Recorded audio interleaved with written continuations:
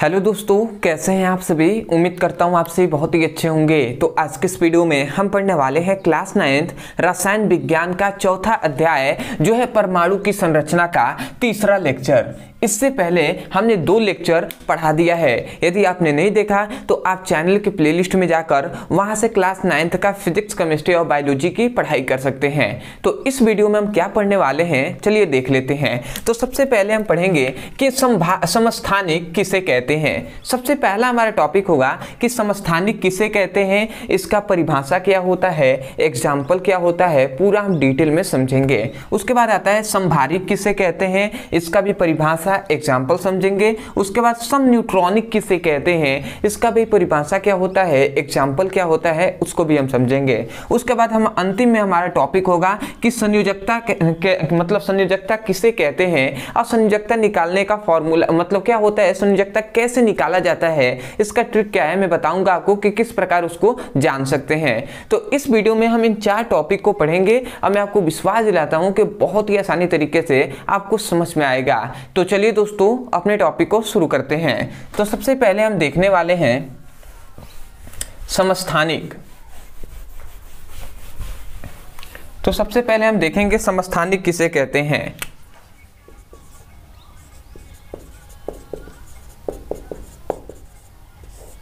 तो समस्थानिक क्या होता है, तो इसका परिभाषा बहुत ही सिंपल है। इससे पहले हमने परमाणु क्रमांक, ठीक है, परमाणु क्रमांक और परमाणु भार के बारे में बता दिया है। यदि आपने नहीं देखा तो आप जाकर देख सकते हैं। परमाणु क्रमांक जैसे कि मान लेते हैं, जैसे मैं यहाँ पे 1H1 लिख दूं तो नीचे जो लिखा जाता है वो क्या होता है, परमाणु क्रमांक होता है, और जो ऊपर लिखा जाता है वो क्या होता है, परमाणु भार होता है। इतनी बात हमने यहाँ पर संकेत रूप में आपको बता दिया, ठीक है। अब पूरा डिटेल में अगर आपको जानना है तो आप इससे पहले के जो लेक्चर है उसको जरूर देखिएगा। तो इतनी बात आप समझ गए। तो इसमें समस्थानिक किसे कहते हैं, तो इसमें ये बताया जाता है कि वे तत्व जिनका परमाणु क्रमांक सामान्य हो परंतु परमाणु भार अलग अलग हो तो उसे समस्थानिक कहते हैं। समझ में आया। देखिए हमने क्या कहा, सबसे पहले हमने कहा, जैसे कि एग्जाम्पल से ही मैं समझाऊं तो मैं यहां पे लिख दे रहा हूं 1H1, 1H2 और 1H3। ये हमने 3 ठो हाइड्रोजन, सबसे पहला हाइड्रोजन का हमने एग्जाम्पल दिया। तो यहाँ पे देखिए नीचे वाला क्या है, परमाणु क्रमांक है, और ऊपर वाला क्या है, परमाणु भार है। या परमाणु भार ना कहकर हम परमाणु द्रव्यमान भी कह सकते हैं। तो हमने यही कहा कि वे तत्व जिनका परमाणु क्रमांक क्या हो, सामान्य हो। देखिए 1 1 1 तीनों में एक ही है, तो ये क्या है, परमाणु क्रमांक है ना। तो हमने यही कहा कि वे तत्व जिनके परमाणु क्रमांक क्या हो, परमाणु क्रमांक सामान्य हो परंतु परमाणु भार क्या हो, परमाणु भार क्या हो, अलग अलग हो, परमाणु भार क्या हो, अलग अलग हो, तो उसे हम क्या कहते हैं, समस्थानिक कहते हैं। तो आशा करते हैं आप समझ गए होंगे। तो आप डेफिनेशन क्या कहेंगे कि वे तत्व जिनका परमाणु क्रमांक सामान्य परंतु परमाणु भार अलग अलग हो तो उसे समस्थानिक कहते हैं। तो ये एक एग्जाम्पल हो गया। इसे प्रोटियम, ड्यूटियम और ट्रिटियम के नाम से भी हम जानते हैं। अगला दूसरा याद रखेंगे कि जो क्या होता है, कार्बन होता है, कार्बन 612 और कार्बन 614, ये भी इसका एग्जाम्पल है। तो इसको आपको याद रखना है, कार्बन भी इसका एग्जाम्पल हो जाएगा। तो आप इसका बोल सकते हैं ना कि वे तत्व जिनका परमाणु क्रमांक सामान्य परंतु परमाणु भार अलग अलग होता है उसे समस्थानिक कहते हैं। तो मैं यहाँ पे डेफिनेशन लिख दे रहा हूं, आप क्या लिखेंगे कि वे तत्व जिनका परमाणु क्रमांक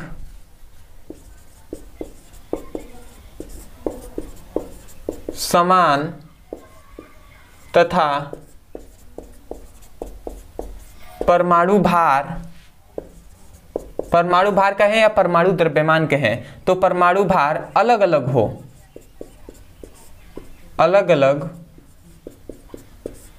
हो तो उसे क्या कहते हैं, समस्थानिक कहते हैं।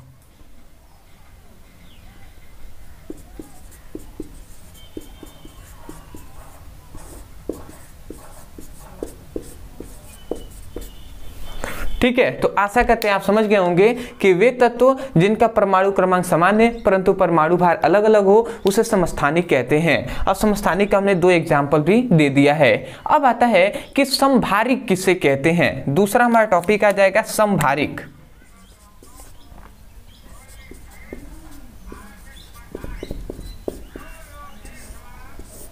तो देखिए समभारिक किसे कहते हैं। इसमें हमने जाना कि परमाणु क्रमांक सामान्य होगा और परमाणु भार अलग अलग होगा, उसे समस्थानिक कहते हैं। और इसमें जस्ट इसके अपोजिट होगा। इसमें क्या होगा कि परमाणु क्रमांक अलग अलग होगा परंतु परमाणु भार सामान्य होगा। ठीक है, तो एग्जाम्पल से ही मैं पहले सबको समझाता हूं। ठीक है, तो आप इसका क्या कहेंगे डेफिनेशन कि वे तत्व जिनके परमाणु क्रमांक सामान्य परंतु परमाणु भार क्या हो, परमाणु क्रमांक क्या हो, अलग अलग हो परंतु परमाणु भार जो हो वो सामान्य हो, तो उसे हम क्या कहते हैं, समभारिक कहते हैं। ठीक है ना, तो इसको आपको याद रखना है। ठीक है, तो एग्जाम्पल आप लिख सकते हैं कि जो आर्गान होता है 1940, ठीक है, 18 आर्गान का होता है 18, परमाणु क्रमांक आर्गान का 18 होता है, इसको याद रखेंगे। पोटेशियम जो होता है उसका 19 होता है, इसका परमाणु भार क्या होता है 40। कैल्शियम जो होता है इसका भी क्या होता है, इसका 20 होता है और 40। ये हमने यहाँ पे 3 एग्जाम्पल आपको दिए हैं। सबसे पहले आर्गान का हमने दिखा है यहाँ पे, अगर आप थोड़ा सा ध्यान देकर अगर आप समझें तो देखिए यहाँ पर हमने 3 ठो को लिया है, ये 3 एग्जाम्पल लिए हैं। तो इसमें देखेंगे तो सभी ये क्या है, तत्व हैं। तो इनका क्या है, परमाणु क्रमांक अगर देखेंगे तो अलग अलग है कि नहीं, परमाणु क्रमांक अलग अलग है परंतु परमाणु भार देखेंगे तो सामान्य है। परमाणु भार क्या है, सामान्य है, तो उसे हम क्या कहते हैं, समभारिक कहते हैं। तो हम इसका डेफिनेशन क्या कह सकते हैं, हम कह सकते हैं कि वे तत्व जिनका परमाणु भार सामान्य तथा परमाणु क्रमांक अलग अलग हो तो उस तत्व को समभारिक कहते हैं। तो आशा करते हैं आप समझ गए होंगे। तो हम डेफिनेशन क्या लिखेंगे कि वे तत्व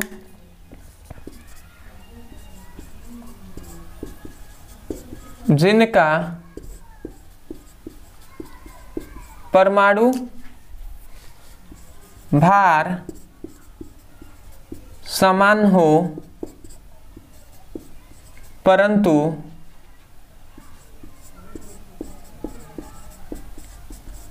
परमाणु क्रमांक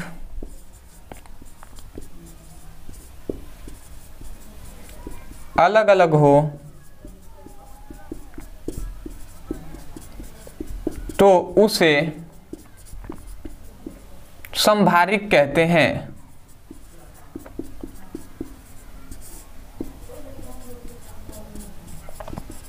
ठीक है, तो आशा करते हैं आप समझ गए होंगे कि वे तत्व जिनके परमाणु क्रमांक सामान्य परमाणु भार अलग अलग हो तो उसे हम समभारिक कहते हैं। अब आता है हमारा अंतिम टॉपिक जो है, इससे संबंधित हमारा अंतिम टॉपिक है जो है सम न्यूट्रॉनिक। तो सम न्यूट्रॉनिक क्या होता है उसको भी हम देख लेते हैं। तो अगर स्क्रीनशॉट लेना है तो आप ले सकते हैं, मैं थोड़ा सा साइड हो जा रहा हूँ। ठीक है, ले लिए हैं, चलिए।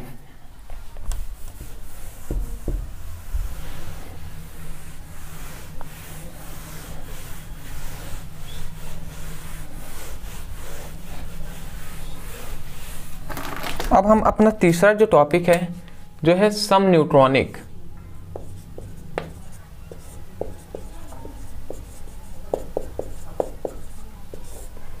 तो सम न्यूट्रॉनिक क्या होता है, तो इसमें इन दोनों हमने टॉपिक पढ़ा है उसके जस्ट ये सभी से अपोजिट होता है।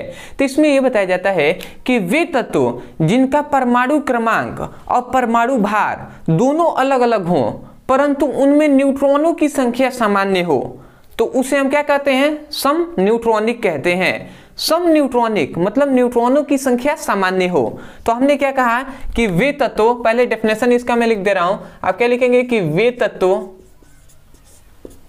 समझिएगा यहां पर, जिनका परमाणु भार तथा परमाणु क्रमांक क्या हो, परमाणु भार और परमाणु क्रमांक अलग अलग हो, अलग अलग हो परंतु उनमें न्यूट्रॉनों की संख्या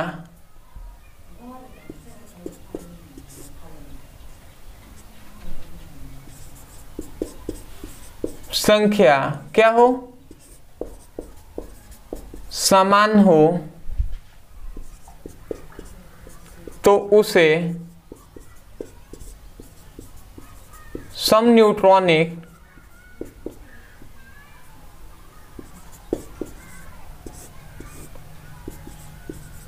कहते हैं। ठीक है, तो आशा करते हैं आप समझ गए होंगे कि जिसमें परमाणु जो क्या है, परमाणु भार होता है और परमाणु क्रमांक, ये दोनों अलग अलग होते हैं, परंतु उन तत्वों में क्या होगा, न्यूट्रॉनों की जो संख्या होगी वो सामान्य होगी, तो उसे हम क्या कहते हैं, समन्यूट्रॉनिक कहते हैं। यदि हम इसके एग्जाम्पल से बात करें तो हो जाएगा सल्फर 16 और इसका 36 परमाणु भार। दूसरा हो जाएगा जो क्लोरीन होता है 17 और 37, और एक हो जाएगा आर्गान 18 38। ये हमने 3 एग्जाम्पल लिए हैं।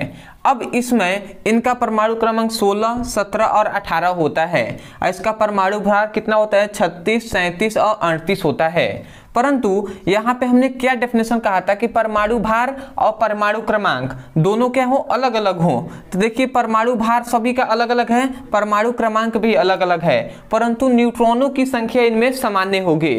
तो इसको न्यूट्रॉनों की संख्या सामान्य होगी, इससे पहले मैं बता दूं कि बहुत से ऐसे स्टूडेंट होंगे जो सोच रहे होंगे कि इसका तो 32 होता है परमाणु भार, इसका कह रहे होंगे कि अभी आपने बताया था कि क्लोरीन का जो 35 होता है, ठीक है, इसका सोच रहे होंगे कि 40 होता है। तो देखिए हमने इसका जो जैसे हमने जो पढ़ाया था समस्थानिक, तो समस्थानिकों का अलग अलग हमने समस्थानिक बताया था ना, हाइड्रोजन का 1h1 1h2 1h3 ऐसे बताया था, तो उसी प्रकार इन सभी का समस्थानिक है, तो इसको हम लेकर एग्जाम्पल में चल रहे हैं। तो यदि हम देखें तो हम जानते हैं कि न्यूट्रॉनों की संख्या कैसे निकालती हैं, न्यूट्रॉनों की